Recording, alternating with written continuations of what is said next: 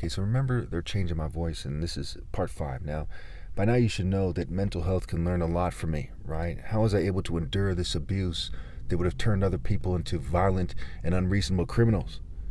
You know, we see mental health works with many, many patients, and it's like a revolving door. They don't know how to treat them. Okay, they reduce symptoms to some degree with powerful drugs, but hell, you could reduce symptoms, by getting them to be an alcoholic all day. All these side effects they endure, they really don't know what they're doing for the most part. It's all theory, right? Psychology used to be a branch of philosophy.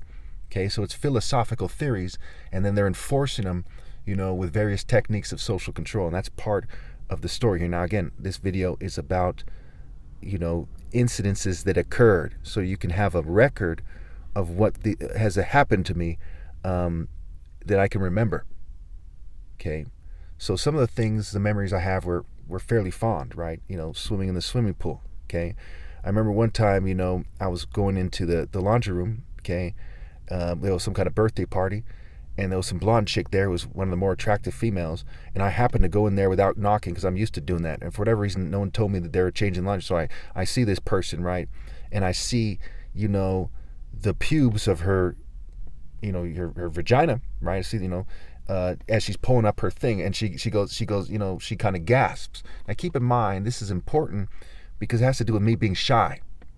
So later on I get some kind of boat, this kind of remote control, because no one's in the pool yet. I guess they're waiting for it to warm up or whatever.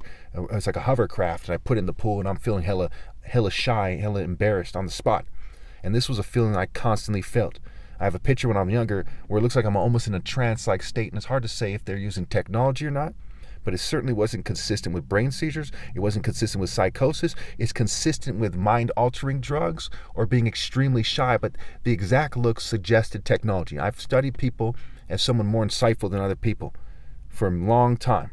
Okay, I see when people are having episodes, when they're triggered, okay, when they think the aliens are attacking them as a schizophrenic, when they think that the FBI agents are right there chasing them, and they run away.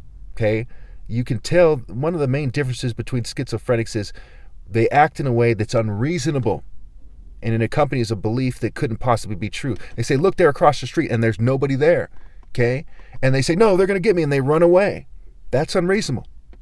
If I was drunk, for example, and I started acting like that way, I say I could tell. And I've been someone, I've smoked marijuana, I've drank about a lot of alcohol in my life. I know for sure what it's like to not have control of your senses. I've had more sense than anyone else in moments of doing martial arts. I've been drunk as it gets. So it's important that you understand that. And that's why, I started drinking and smoking at an early age, maybe 12, 13 years old.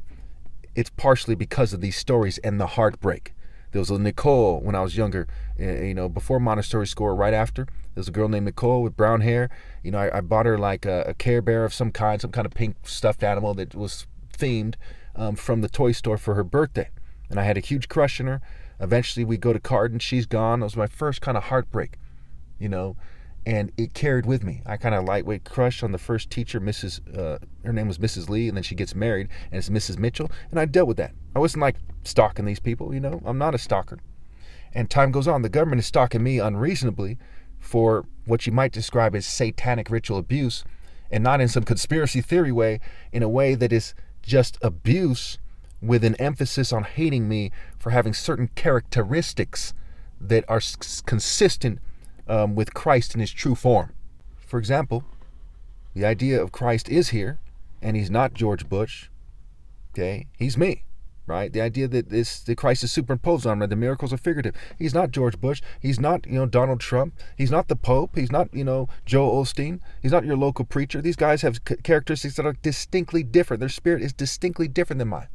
And so that's kind of what the Klan was about. And the Klan wasn't the only group that couldn't stand the thought of an African spirit in America that was more pure and righteous, and clearly so, than the white spirit, which is really the spirit of Greco-Roman theater arts in its kind of evolved form, kind of a neo-Greco-Roman theater art spirit. And the sex cult and social engineering process in terms of, not in terms of, IT, when somebody kind of gets information from you, but in terms of social planning, right? I call it engineering because I heard it that way first a long time ago, from someone else. And it also is more kind of a meticulous process, right? They're being very meticulous with it. They're engineering, right? It's high-level planning. It's details. It's who lives where and why. It's the redlining. It's the gentrification, right? The gerrymandering. This is a part of, these are symptoms of the greater social planning process. And again, this is about individual things that occurred. So let me just really quickly say I had a crush on a female named Stephanie when I was younger, and eventually became Sarah. And all the kids in class thought that Stephanie was more attractive than Sarah, and I thought Sarah was more attractive than Stephanie. And her older brother would eventually be best friends with my older brother, and she would never like me. So then that's like the third, or depending on if you count the teacher or not, or fourth heartbreak. We'll get into that in the next part.